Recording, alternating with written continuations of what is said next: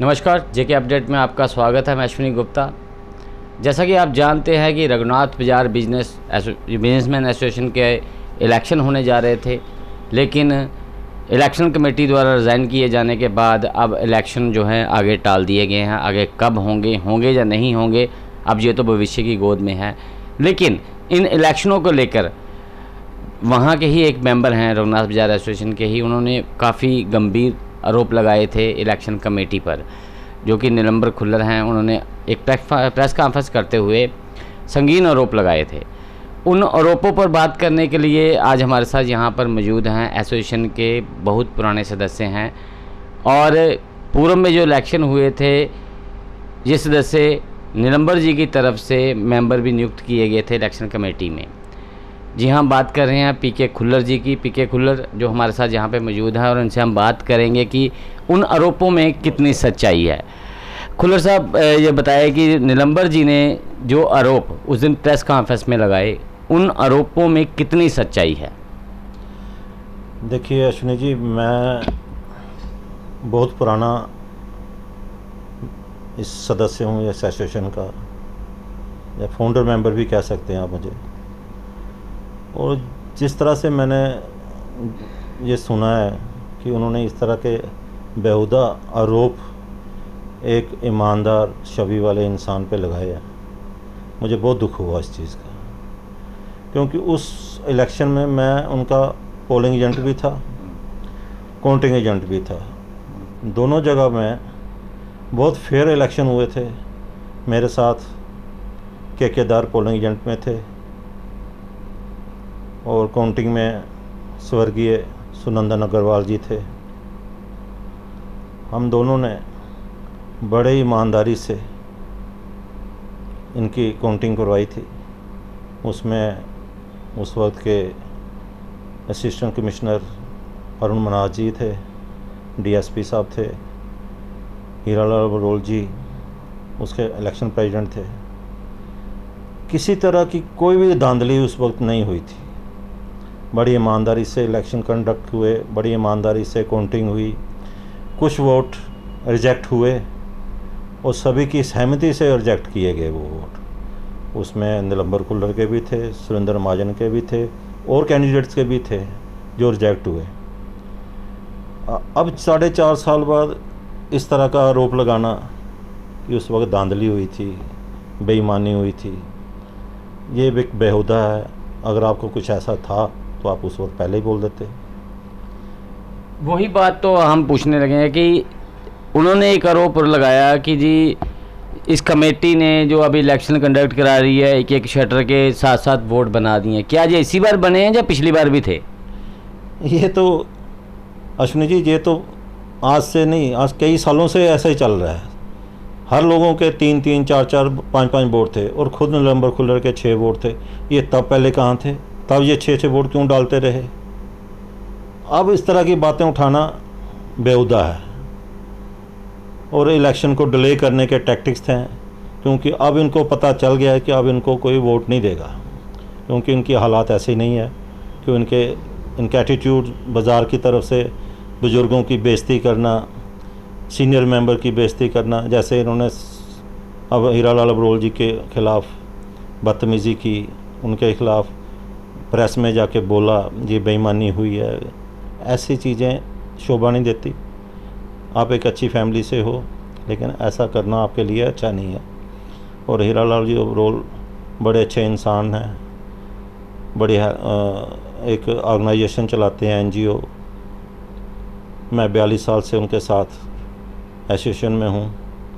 मेरे बड़े अच्छे रिश्ते हैं उनके साथ, पब्लिकली भी, फैमिली रिलेशन भी हैं। और इस तरह की बातें करना उनके ख़िलाफ़ बड़ा दुखदायक है। मैं बड़ा अफसोस है मुझे इस चीज़ का कि उनके ख़िलाफ़ उसने ऐसे लफ्ज़ इस्तेमाल किए हैं। बाकी उनकी खुद समझ होनी चाहिए कि मैंने कैसे बाज़ार में ना इस तरह से अगर आप बातें करेंगे तो आपको जो 4 लोग वोट देने वाले हैं आप वो भी नहीं देंगे। तो मैं उनसे फिर रिक्वेस्ट करता हूँ कि आप हीरालाल बरोल जी से माफ़ी मांगें, अपॉलोजीज़ करें, लिखित में करें, पब्लिकली करें। जैसे ही आप चित्रहार रोज़ हर बार देते हो, इस चित्रहार एक नया और निकालो आपको आदत है चित्रार देने की, आप चित्रार एक नया डालो, उसमें माफ़ीनामा अपना दो और सभी बाज़ार वालों से माफ़ी मांगो, क्योंकि आपकी वजह से ये इलेक्शन डिले हुआ है। जो 4.5 साल बाद बड़ी मेहनत से विनोद सचदेवा जी और डेजी शर्मा ने कोशिश करके किए थे, और उसकी वजह से, आपकी वजह से सारा ये काम ख़राब हुआ है। तो आपको माफ़ी मांगनी चाहिए पूरे बाज़ार से, हीरालाल अबरोल जी से, विनोद सचदेवा जी से, वीरेंद्र पुरी से, डेजी शर्मा से। आप क्या समझते हैं हीरालाल अबरोल और उनकी टीम ने जो रिज़ाइन किया है, रिज़ाइन करने के पीछे क्या मकसद है? क्या यही आरोप हैं, उन्हीं से आहत होकर उन्होंने रिज़ाइन किया है? देखिए, हीरालाल अबरोल जी एक बहुत शरीफ आदमी है, वो इस तरह की बदतमीज़ी बर्दाश्त नहीं कर पाए। वो नहीं चाहते कि उनके साथ कोई बदतमीज़ी करे, कोई आके उनकी दुकान पे बोले। वो इन लोगों के तंग आकर उन्होंने रेजिग्नेशन दिया है। मैं फिर भी हीरालाल अबरोल से रिक्वेस्ट करूँगा कि आप वापस आएँ और इलेक्शन को सही तरीके से करवाएं। मैं उनसे यही हाथ जोड़ के विनती है मेरी उनसे कि ये इलेक्शन दोबारा कराएं।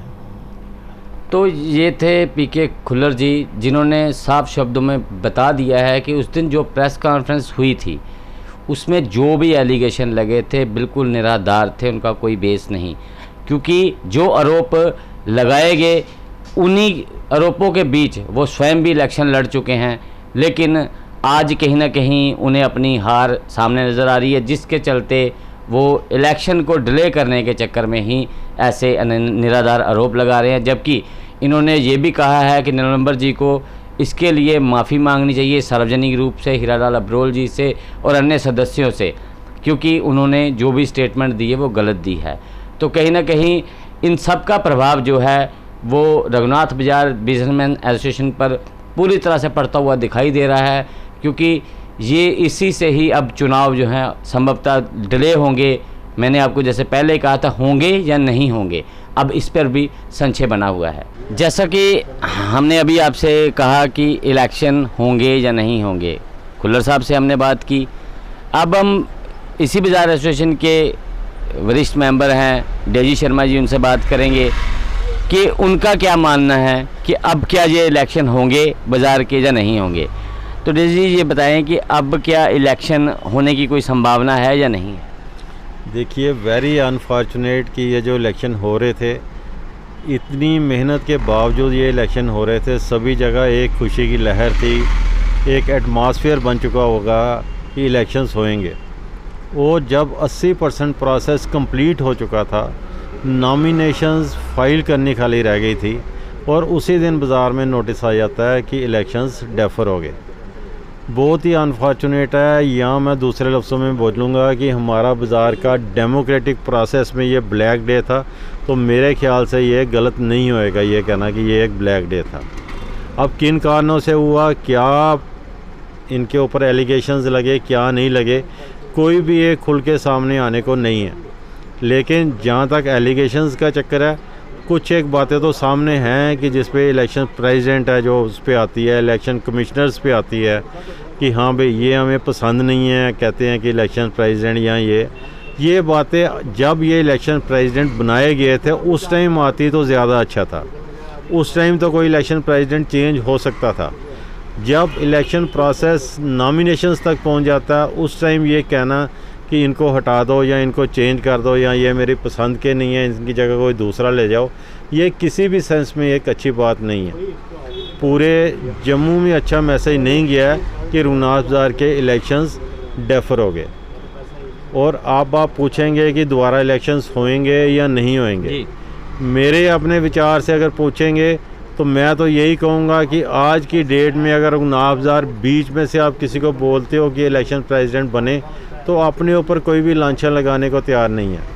कोई ये सिरदर्दी लेने को तैयार नहीं होएगा कि मैं इलेक्शन प्रेसिडेंट बनूं, इतनी मेहनत करूं, उसके बाद अपने ऊपर इल्ज़ाम लगवा लूं कि हाँ भाई ये बंदा अच्छा नहीं है, ये बंदा बुरा है, ये मेरी पसंद का नहीं है, ये दूसरों की पसंद का नहीं है। सबसे पहले तो सवाल ये उठता है कि आज की डेट में दोबारा कौन ये एक मीट कन्वीन करेगा जिसमें इलेक्शन प्रेसिडेंट चुना जाएगा। अबरोल साहब तो यूनानिमसली चुन के आगे थे। बाज़ार में किसी भी बंदे में 350 मेंबर में से किसी भी एक बंदे ने आपत्ति नहीं उठाई थी कि अबरोल साहब इलेक्शन प्रेसिडेंट नहीं होने चाहिए। अगर होती तो उसी टाइम वो चेंज हो सकते थे। उसके बाद उन्होंने अपने साथ 3 बंदों की टीम भी जोड़ दी। ललित गुप्ता जी थे, विनोद गुप्ता जी थे, श्री वीरेंद्र पुरी जी थे। उन पे ही जब लांछन लगने शुरू हो गए तो उन्होंने, जब एक शरीफ बंदे को हम इस हद तक तंग कर देते हैं, उन्होंने उससे बेहतर समझा कि हम अपना ओहदा छोड़ के अपने बिज़नेस की ओर ध्यान दें, ना कि अपना नाम पूरे बाज़ार में तो दूर है कि पूरे जम्मू में ना उछाला जाए। तो यही है, इस समय तो यही कहना चाहूँगा कि इलेक्शन डेमोक्रेटिक प्रोसेस जो चल रहा था हमारे बाज़ार में, ये पूरा हो जाता, उसके बाद कुछ भी था, घर की बात थी, घर के अंदर सुलझ जानी चाहिए थी।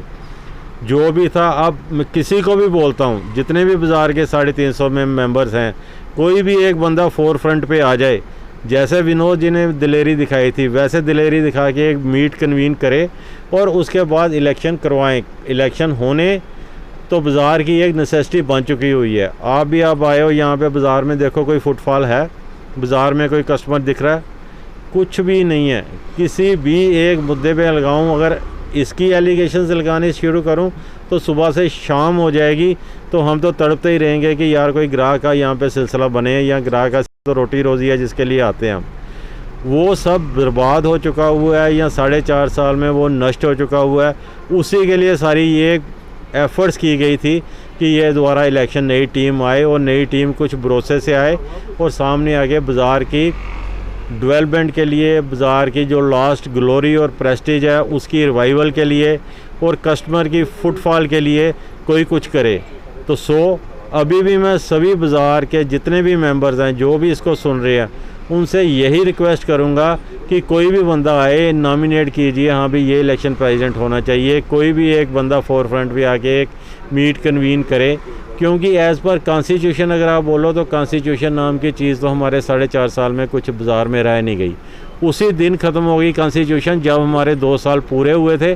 उसके बाद ड्रैग करते करते हमारे माननीय सुरेंद्र महाजन जी 4.5 साल तक ले गए, और उसके बाद जो अब नतीजा ये सामने आया वो सब आप लोगों के सामने है। पैसे की प्रतिक्रिया थी कि पैसे मेंबर्स के जमा हुए नहीं हुए। मेरे अपने विचार में इलेक्शन प्रेसिडेंट के पास जाके पूछने से ये पैसे आने चाहिए नहीं आने चाहिए, ये श्री सुरेंद्र महाजन जी को पूछना चाहिए था। क्यों? इलेक्शन प्रेसिडेंट का काम है खाली इलेक्शन कंडक्ट करवाना, ना कि पैसे लेने या देने।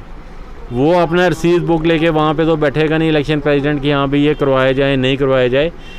सुरेंद्र महाजन जी का फ़र्ज़ था कि पूरी अपने पैसे लेते और एक लिस्ट बना के श्री हीरा लाल जी अब्रोल को प्रोवाइड करते, और उनको कोई ऐसी म्यूसी का या डिसपॉइंटमेंट का या कहूँगा कि दोबारा से इलेक्शन होए और एक ये जो बाज़ार में शो की लहर दौड़ गई हुई है वो एक समाप्त होए।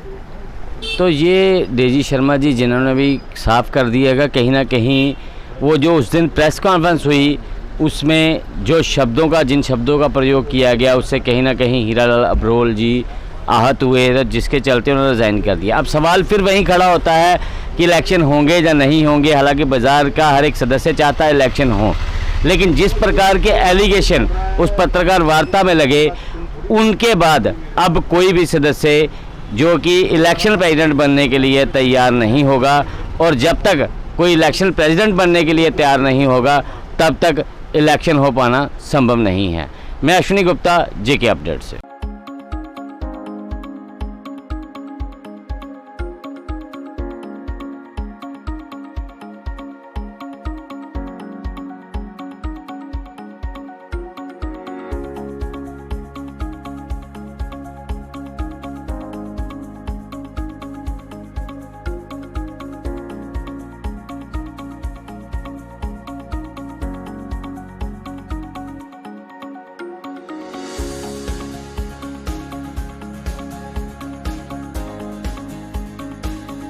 I hope once you visit this campus, your all queries regarding admission shall be fulfilled. Do visit us before seeking admission anywhere.